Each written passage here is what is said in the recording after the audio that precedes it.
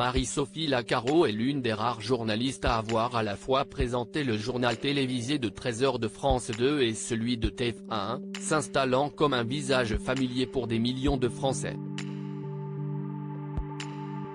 Son arrivée sur la première chaîne en 2020 a marqué les esprits puisque Marie-Sophie Lacaro a pris la suite de Jean-Pierre Pernaut, quittant France 2 du jour au lendemain.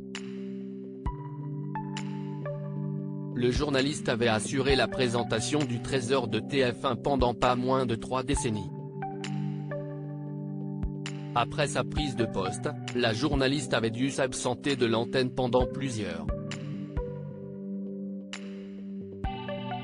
Née le 20 septembre 1975, Marie-Sophie Lacaro, 48 ans, est née à Villefranche-sur-Rouergue, dans l'Aveyron, mais a grandi en périphérie de Perpignan, avant de faire ses études à Toulouse, puis de rejoindre Paris. Mariée et mère de 2 enfants, Marie-Sophie Lacaro a pris l'habitude d'être très discrète sur sa vie privée. Quel est le salaire de Marie-Sophie Lacaro ? Alors que Marie-Sophie Lacaro était encore à la tête du journal de la mi-journée sur France 2, l'émission de Cyril Hanouna Touche pas à mon poste, annonçait que la journaliste percevait alors un salaire 12,000 € par mois. Une information qui n'avait été ni confirmée, ni infirmée par la journaliste. Depuis son arrivée à la présentation du 13h de TF1, Marie-Sophie Lacaro toucherait un salaire d'environ 30,000 € par mois, selon plusieurs sources. La journaliste explique cependant ne pas avoir quitté France 2 pour TF1 pour l'argent. Quand j'ai dit oui à ce challenge inouï, je n'ai même pas pensé au salaire. On m'a dit après combien je gagnerais et j'étais très contente du deal, a confié Marie-Sophie Lacaro dans les colonnes du magazine Elle. Marie-Sophie Lacaro, qui est son mari, habituée à recevoir lettres d'amour et demandes en mariage depuis ses débuts à la présentation de journaux télévisés, Marie-Sophie Lacaro n'est pas un cœur à prendre. Elle partage la vie de Pierre Bascou, fondateur de la société de production de films institutionnels et publicitaires Nolita Prod, qu'elle a épousé le 12 août 2006. Un mariage qui s'est tenu en toute discrétion, lors d'une cérémonie familiale qui s'est tenue à Aurillac-sur-Vendielle, précisait la journaliste de TF1 dans nos colonnes en 2020. Marie-Sophie Lacaro a rencontré son époux Pierre Bascou sur son lieu de travail, et ce dernier n'a pas hésité à adapter son travail pour permettre à son épouse de poursuivre l'ascension de sa carrière professionnelle. Il n'aurait ainsi pas hésité à déménager à plusieurs reprises pour suivre Marie-Sophie Lacaro dont les contrats successifs l'ont tendant à mener à changer de région. La vie de famille des 2 passionnés de rugby s'est depuis stabilisée en région parisienne. Comment Marie-Sophie Lacaro a-t-elle d'enfants ? Marie-Sophie Lacaro et son époux Pierre Bascou ont eu ensemble 2 enfants, 2 garçons prénommés Malo et Tim. L'aîné est âgé de 12 ans, le cadet est âgé de 10 ans. Très discrète sur sa vie privée, la journaliste de TF1 s'exprime très rarement sur sa vie de famille. En 2020, elle s'était cependant confiée au magazine Elle sur sa nouvelle vie, plus proche de son lieu de travail. Si est pour les garçons que ça a été plus dur, car nous vivions à la campagne. Ils sont passés d'un village de 1000 habitants à une école de 1000 élèves. Ça leur a fait drôle, concédait la mère de Malo et Tim. Mais les enfants sont adaptables, et ils savent que, quand je ne travaille pas, tout mon temps est pour eux.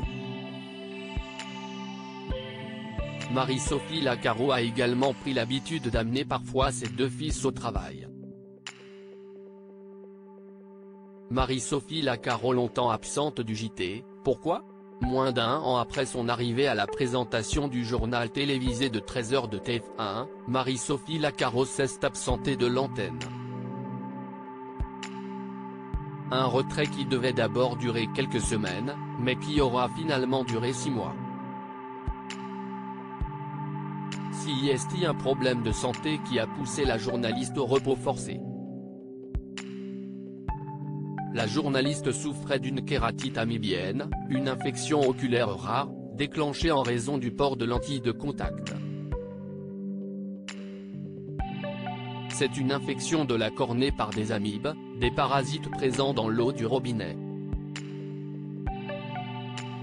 La combinaison fatale a été, lentilles et eau du robinet. Une fois sur l'œil, la lentille fait couvercle et les parasites s'installent, attaquent, avait précisé la journaliste à nos confrères du Parisien. Vous avez l'impression d'avoir des graviers ou des bouts de verre dans l'œil.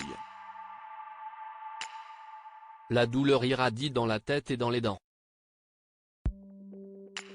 Impossible d'imaginer que ce serait si long, si douloureux. Au total, Marie-Sophie Lacaro se sera absentée du 13h de TF1 du 17 décembre 2021 au 16 mai 2022. Elle a été remplacée par alternance par ses confrères Jacques Legros et Julienne Arnaud. Santé de Marie-Sophie Lacaro, a-t-elle des séquelles de sa maladie? Revenue à l'antenne le 16 mai dernier, Marie-Sophie Lacaro est désormais remise de sa maladie. Le 6 mars dernier, elle confiait à nos confrères du Républicain Lorrain qu'elle allait beaucoup mieux. La journaliste conserve cependant des séquelles. J'ai évidemment abandonné les lentilles donc je porte des lunettes. La lumière est toujours un peu réduite sur le plateau parce que mon œil reste sensible, précisait-elle.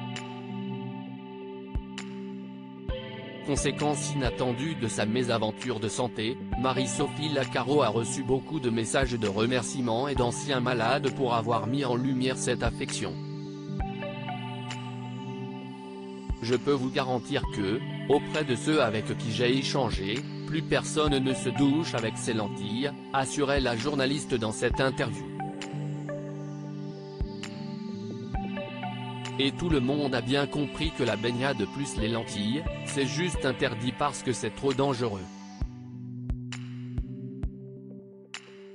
Marie-Sophie Lacaro, qu'en pensait Jean-Pierre Pernaut? En prenant la suite des 33 ans de Jean-Pierre Pernaut à la tête du JT de TF1, Marie-Sophie Lacaro se lançait à un grand défi. Mais la journaliste a su convaincre les téléspectateurs. Et son prédécesseur. Dans une interview accordée à Sud Radio en juillet 2021, Jean-Pierre Pernaut assurait ne penser que du bien de sa successeuse. Point d'exclamation. Marie-Sophie s'investit à merveille dans cette édition du 13h, elle travaille avec la même équipe que la mienne, avec les correspondants en région, se réjouissait le journaliste. Marie-Sophie a mené à bien la 4e élection du plus beau marché de France. On continue également SOS Village, ça continue de bien marcher. Donc, moi j'aime bien Marie-Sophie. Marie-Sophie Lacaro avait rendu un vibrant hommage à Jean-Pierre Pernaut à la suite de son décès, le 2 mars 2022.